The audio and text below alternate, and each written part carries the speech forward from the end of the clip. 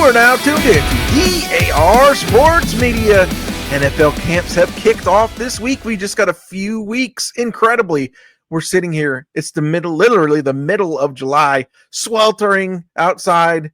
Me and Tay in the area we live in. It's just insane thunderstorm after insane thunderstorm after insane thunderstorm. We're having to fight with power outages all the damn time. And yet, NFL camps have kicked off this week. The Chargers and who they're playing in the Hall of Fame game on July 31st. There's an NFL game on July 31st. Insane stuff this year. But hey, I think it's lovely. I love that the NFL starts a little bit earlier these days. Less time to wait. Super into it. This week. So all that said, we're starting with the NFL divisional previews here on DAR Sports Media. Me and my man Tay, whoever else ends up joining us on these weeks. This week we're doing the AFC North. Topical because today the Steelers gave out a deal that I know my guy Tay would never, ever do, and gave a guy who's turning 31 during the season $41 million a year. So on the one hand, obviously, I don't think turning 31 during the season and you're getting $41 million a year. That's crazy to me. But at the same time, I don't want to be too hard on the Steelers because I don't really know what option that they had. So much of this team's success and their trajectory depends on TJ Watt. If it was going to be a problem, then I don't know what else they can do unless, it would have to be a very, very specific trade that they would be getting back for it to make sense for this team and what they think of themselves. I'm not sure necessarily either me or Tay think the same of them.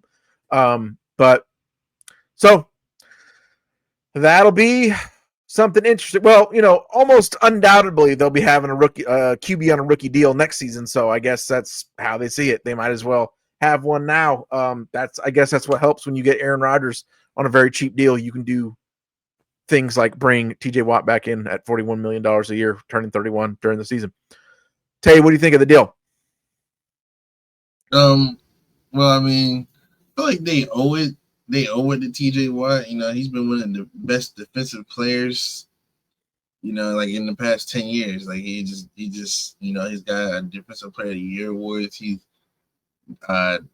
broken the sack record, for a season. He didn't even play all the games. So, I mean, I feel like the Steelers just owed it to him. Like he's been there for a while. I don't really see him complain too much. He deals with the injury bug, but he's still one of the best out there. He's going to bring it every time he's on the field. And he's the best player in the defense. So, I mean, you got a win now regime going on. Can't really worry about the age if if that's this the route you're taking. So, regardless of his age, he's still playing elite football. He did last year, and I'm pretty sure he will this year. And going forward. So, they guess they feel like he does deserve it, but they felt like I felt like they owed it to him. So they gave him the money deservedly. So. And they won't regret it or anything. He'll be good, like he always is. So, I mean, it's just their win now. So that's gonna happen. They're gonna be paying older guys. It is what it is. So, we'll get into it right now. You say we both said they're win now. Are they gonna win now? Do you got them picked to win this division this year, or who do you got as your number one? No, I don't have them winning the division. They'll be a good team. I think their defense will be really good. I mean, the Steelers defense is always pretty good. So that'll probably be the focal point of this team. They'll win off the defense, and I'll give them. I think the Steelers can get 10 wins. They can definitely get 10 wins. I mean. They'll run the ball a lot. They'll have some good packages and stuff like that. So, I mean, Steelers won't be a scary offense, but I think their run game will be pretty good. Yeah, I do believe that. So yeah, Steelers would not be my number one team. I think my number one team is the Ravens. The Ravens. I mean, they made the playoffs last year. Derrick Henry was second in rushing yards. The Ravens kind of dealt with the injury bug in the playoffs. Zay Flowers and whatnot. But yeah, they got a pretty good team. Over there.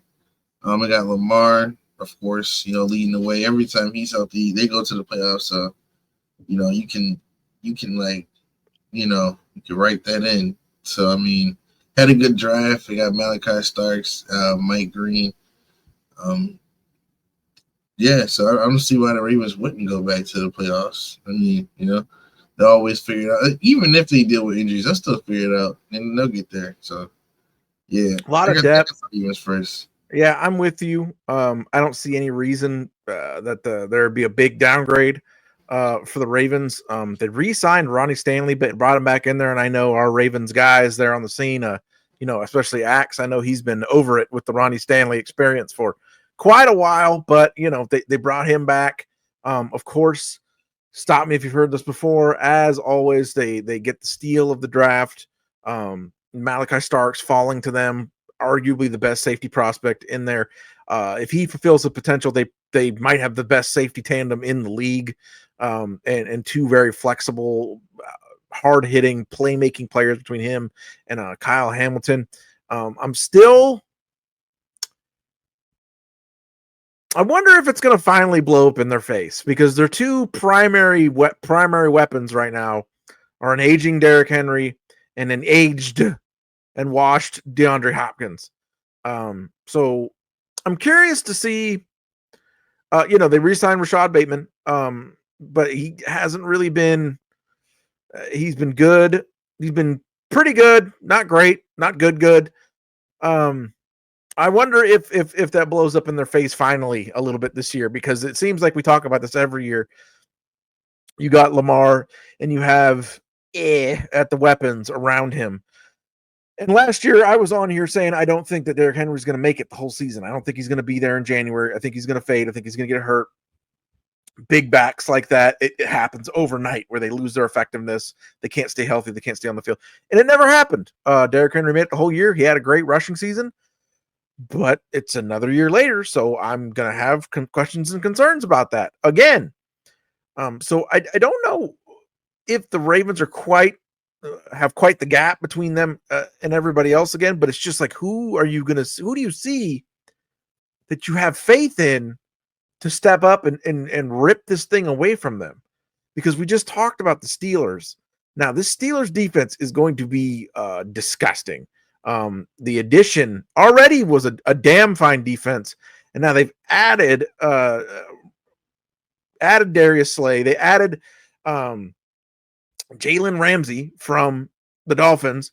Their first round pick is Derek Harmon. Later in the draft, they take Jack Sawyer. I mean, you're talking 4 or 5 guys who are going to contribute and be upgrades on a defense that was already very, very good. So that I think this is going to be one of the top 10 defenses in the league, probably top 5 even. But man, it is feast or famine on that offense. Like I have no idea in hell what we're going to get out of the combination of Aaron Rodgers and DK Metcalf. Is DK Metcalf going to be able to keep his shit together for the whole year? Is Aaron Rodgers going to come out there and look like the same guy that he looked like for the Jets, who had zero interest in being, it looked like he wanted to play touch football and not tackle football? Is he going to be that guy? I love the draft pick of Caleb Williams. Love it. But there's too much unknown there for me to go ahead and say the Steelers are going to take over this division this year from the Ravens. Of course, moving on, the Bengals. Been talking about the Bengals a lot on a lot of shows that I'm on, because they, they go out. It's like they go out of their way to destroy any goodwill that they get together. They get the job done. They get Jamar Chase back. They get T. Higgins back. We're all excited about it. And now we're sitting here. Camp is about to open. And they have one of the worst defenses in the league and their first round pick and their best defensive player are both not going to be in camp because they can't get their shit together. Covered this, like I said, on all the other stuff, but I'm going to go over it again right here. Offset language, Shamar Stewart's deal. Basically, all we're talking about here is their ability to void his guaranteed money if they cut him before the end of the contract or he gets hurt, which is non-standard. It is not Shamar Stewart who is asking for a non-standard arrangement. It is the Bengals trying to do something that is non-standard in this situation. Right now, Shamar Stewart is practicing with the Texas A&M Aggies with a possibility floating around out there that he may apply for a waiver to come back to the Texas A&M Aggies and go back into the draft next year. This is on top of there has been zero movement on the Trey Hendrickson deal, the guy who led the league in sacks last year. So he's not there either. And I don't think he's going to be. And he shouldn't, because he damn sure earned being paid like one of the top pass rushers in the league. Now, I understand why, as the Bengals, you would be hesitant to do something like that because, 30 years old, going to be a ton of money. Okay. But then trade the guy to a place who fucking will do it. Get him out of there. Get him to somewhere that wants him and can pay him the way he deserves to be paid. And get something for him instead of just another hole in one of the worst defenses in the league. So yeah, you got Burrow. You got the playmakers. The offensive line, they've been working on it. It should be decent this year. But where it's a mess. It's beyond a mess. It is disastrous on defense. Because not only do you have a bottom 5 defense, but the two guys that you're counting on to lift that defense are not in camp because you can't get your shit together and you can't even pretend to act like a professional sports organization. So I can't trust the Bengals to overtake the Ravens. Can't do it. What's your take on the Bengals? Where do you have them slotted? I guess you have them slotted 3rd or 4th, maybe. Because if you got the Steelers winning 10, you got the Ravens winning the division with, I guess, 11. That's where I would guess the Ravens would be at 11. Then the Bengals got to be 3rd or last. So what say you, Tay? I have the Bengals at 2nd. I think this is going to be a good division. Oh, okay. So you got 11, 10, and 10. Yeah. It'll be a good division. I mean, it was it was similar to that last year. Yeah. Ravens had they had more than 10 plus. Steelers got in. The Bengals were, they were 1 game away or something like that. So yeah. I mean, it'll be a pretty good division again.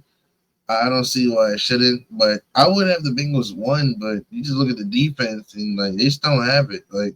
Offense will be excellent though. I know that for a fact.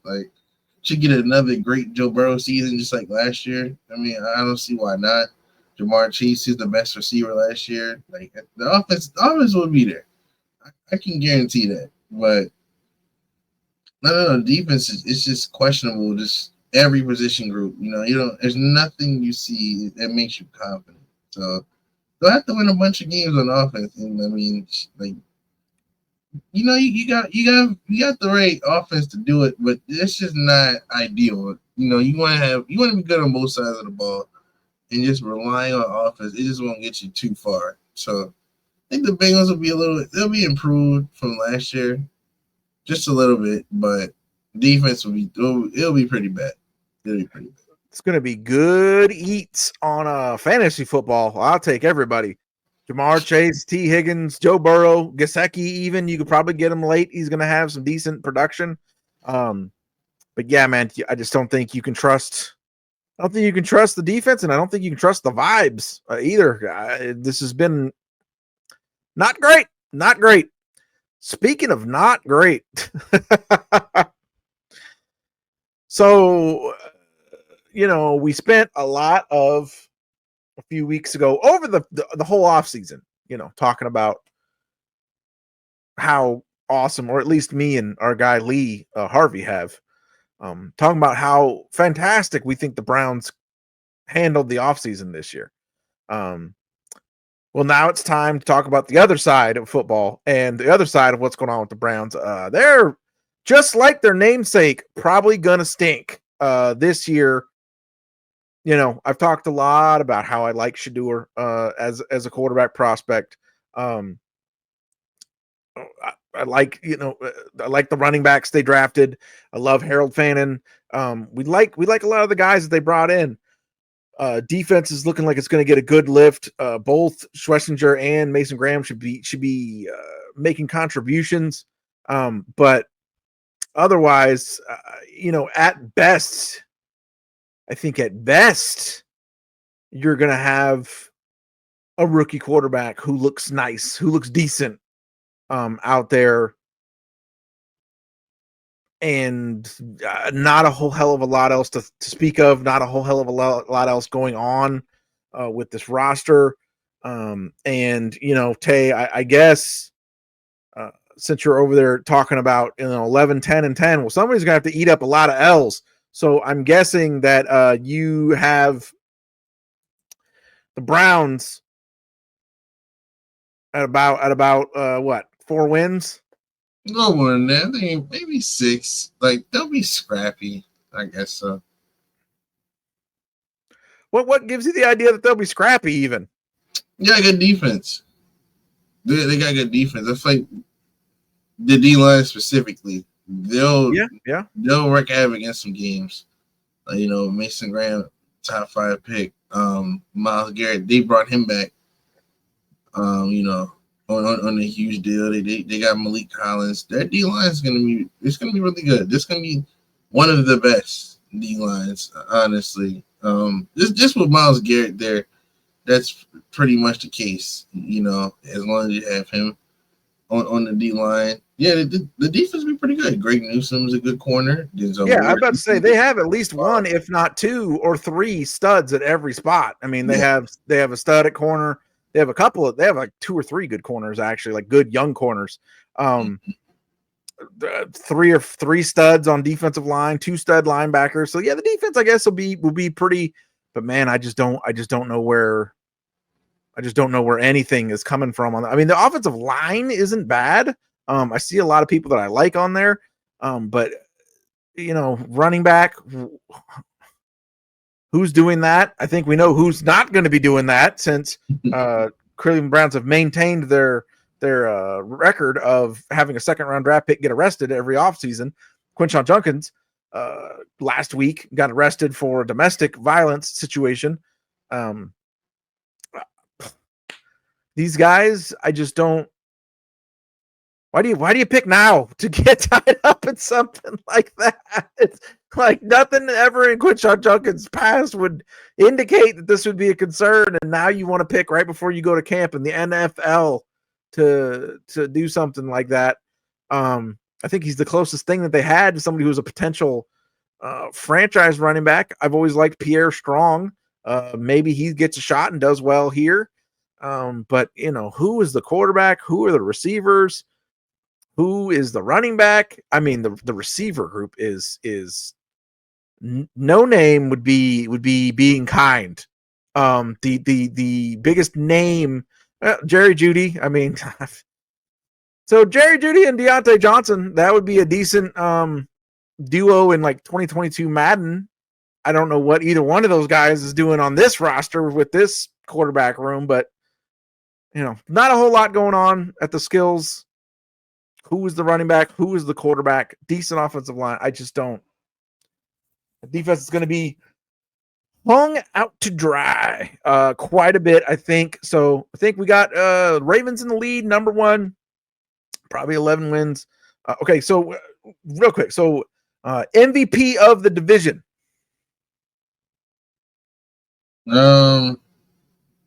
See, this division is great because there's a couple. Yeah. There's a couple, but honestly, I had to go with Joe Burrow because of how bad the defense was. And if they go anywhere, it's going to be because of him. Yeah, it's going to have to be a crazy season like last year. It's going to need like 40 touchdowns, something like that, which it's just he's very capable of. So that's why I go with Joe Burrow. I think he might have to level up like even more this year. Like they're gonna really need him. They're gonna really need him, and they pay for the offense, so.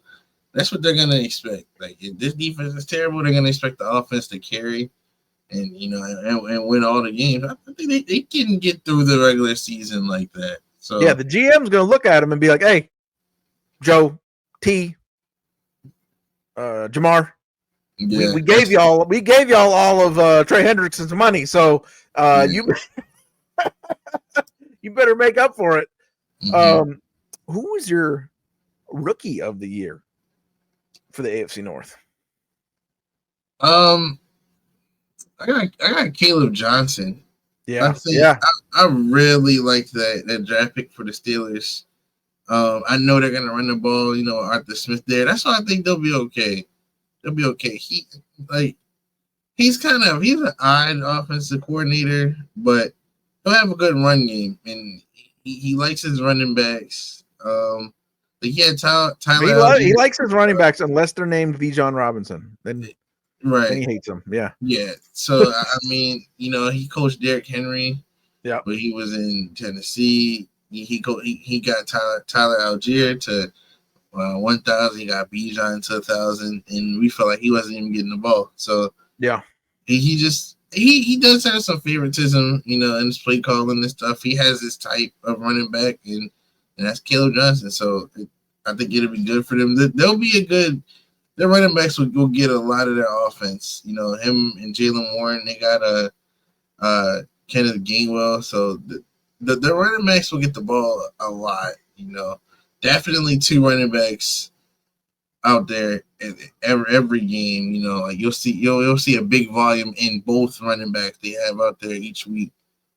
So yeah, I think Caleb Johnson he'll be really good for the Steelers. I'll just go. I mean, I agree. I think that's going to be much like Burrow in that situation. I think a lot of the trajectory of the team is going to hinge on, does Caleb Johnson have an A+ rookie season or does he not? So I agree on that pick.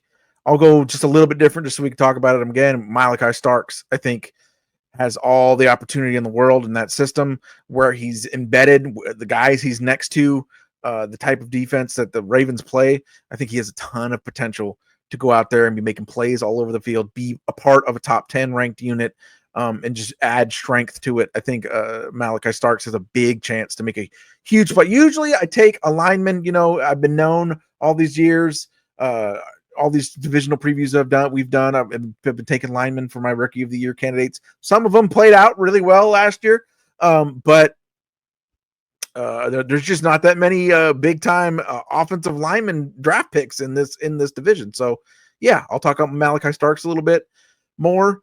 Just another addition to the Ravens parade of amazing safeties, of amazing flexibility players, of team players.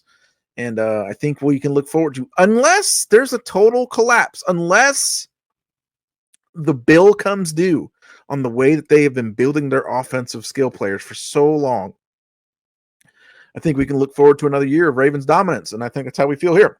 Here on DAR Sports Media, we will be continuing the NFL divisional previews in the coming weeks. Preseason is right around the corner.